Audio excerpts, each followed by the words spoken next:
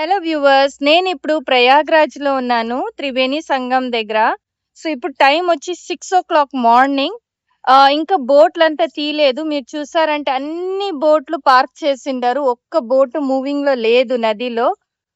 So, government పర్మిషన్‌కి waiting. Boat తీసిన తర్వాత టూరిస్టోల్ని ఈడ్ నుంచి ద మెయిన్ సంగం అంటే 3 నదులు కలిసే ప్లేస్‌కి గంగా, యమున, సరస్వతి 3 నదులు కలిసే ప్లేస్‌కి తీసుకువెళ్తారు. ఆడ టూరిస్టోళ్ళు స్నానం చేయొచ్చు. స్నానం చేసి తర్వాత పక్కలో ఉండే గుడిలకంతా వెళ్తారనమాట. ఎంత చలిగా ఉందంటే చాలా మిస్టీ. టెంపరేచర్ వచ్చి ఈడ 9 డిగ్రీస్ ఉంది ఇప్పుడు.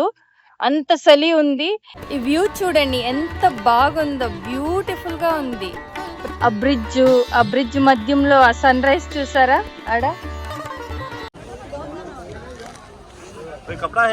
సో గవర్నమెంట్ పర్మిషన్ దొరికింది. టూరిస్ట్ వాళ్ళనంతా ఎక్కించి అందరూ బోట్లు తీయడానికి రెడీ అవుతా ఉన్నారు.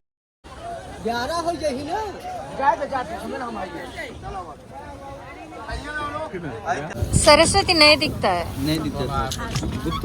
వీళ్ళు ఏం చెప్తున్నారంటే గంగా అండ్ యమున పైన ఫ్లో అవుతది అండ్ సరస్వతి కింద ఫ్లో అవుతది. సో ఆ నది మనకి కనిపించదు.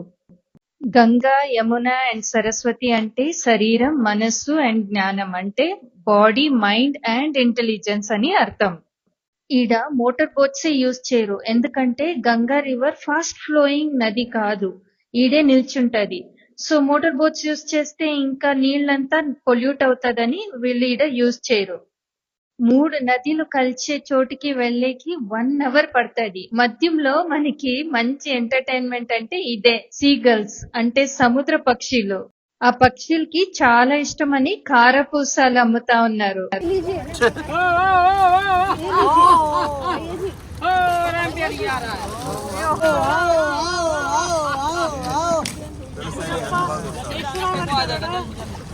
ఆడ బోట్ తోలే వాళ్ళంతా పిలిచిందే ఎంత ఆనందంగా ఎగురుకొని వచ్చాయో చూడండి.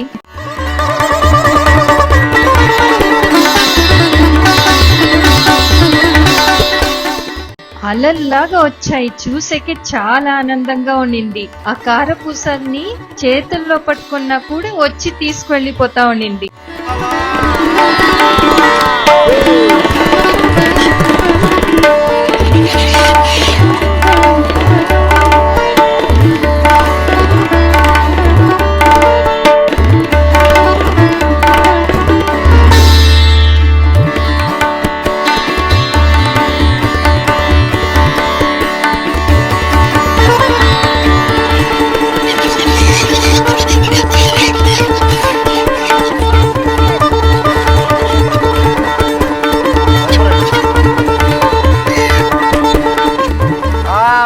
ఇవి ఆటలాడి చూసే టైం గలిచిపోయింది. త్రివేణి సంగం దగ్గర వచ్చేసాము. ఈడ డెప్త్ వచ్చి 60 అడుగులు అంటే 60 ఫీట్ డెప్త్ ఉంటది. సో అందుకనే జస్ట్ 3 ఫీట్ డెప్త్ లో 2 బోట్ల మధ్యంలో కొమ్ములు కట్టింటారు. సో టూరిస్ట్ వచ్చినోళ్ళు దాని మీద నిల్చుకొని వాళ్ళు నీళ్ళలో మునగొచ్చు.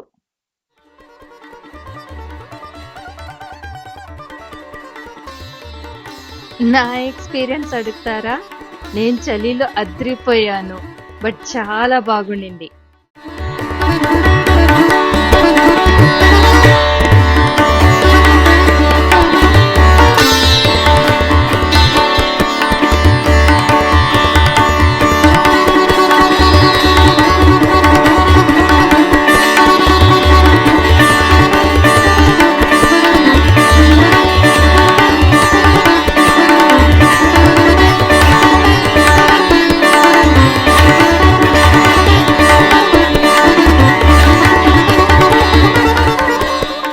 ఈడ గంగా, యమున నది సేరేది చాలా బాగా చూడొచ్చు. సో నేను ముందే చెప్పినట్టు గంగా నది వేగంగా ప్రవహించే నదినే కాదు. ఈడ చూసారంటే ముందు తట్టు కొంచెం నీళ్లు ఆడే ఆగిపోయినట్టు ఉంటది. మీకు తెలుస్తా ఉందా? దూరం నుంచి వచ్చే నీళ్లు వేగంగా వచ్చి ఈడ జాయిన్ అవుతోంది. అదే యమునా నది. అండ్ సరస్వతి భూమి కింద ప్రవహిస్తది. ఇది చూడ్డం చాలా అద్భుతమైన అనుభవం. ఇప్పుడు మీరు చూస్తుండే కోట అక్బర్ కట్టించింది. ఇది దాదాపు 5 కిలోమీటర్కుంది. ముఘల్స్ వాళ్ళు కట్టిండే కోటల్లో ఇదే అతి పెద్ద కోట. ఇప్పుడు త్రివేణి సంగం నుంచి మనం శక్తిపీఠకి వచ్చాం. శక్తిపీఠ అంటే ఏంటో తెలుసా? సతీదేవిది శరీర భాగాలు, ఆభరణాలు, తర్వాత తనది రక్తం పడిండే స్థలాలు. ఇండియాలోనే కాకుండా నేపాల్, బంగ్లాదేశ్, పాకిస్తాన్ అండ్ శ్రీలంక ఇవన్నీ దేశాలది సేరిచి టోటల్ గా 51 అంటే 51 శక్తిపీఠాలు ఉన్నాయి. ప్రయాగ్రాజ్ లో ఉండే ఈ శక్తిపీఠలో సతీదేవిది చేయి భాగం పడింది. ఈ గుడిది పెయింటింగ్స్ లో కూడా మీరు చూడొచ్చు. శివుడు సతీదేవిది శరీరం తీసుకెళ్లేటప్పుడు చేయి భాగం పడినట్టు.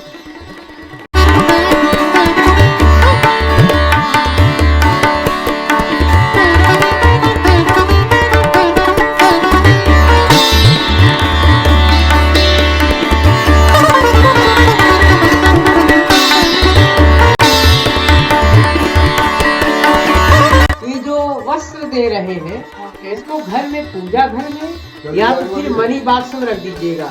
इनका आशीर्वाद पूरे परिवार. నా ప్రయాగ్రాజ్ ఎక్స్పీరియన్స్ మీకు చాలా ఇన్ఫర్మేటివ్ గా అండ్ ఇంట్రెస్టింగ్ గా ఉండింది అని నమ్ముతాను. ప్లీజ్ సబ్స్క్రైబ్ చేయండి, లైక్ అండ్ కామెంట్ కూడా పెట్టండి.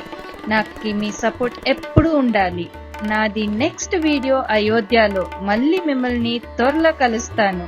Until then bye from Swathi Kiran. ఇది ఫేమస్ టూరిస్ట్ ప్లేస్ ఇది.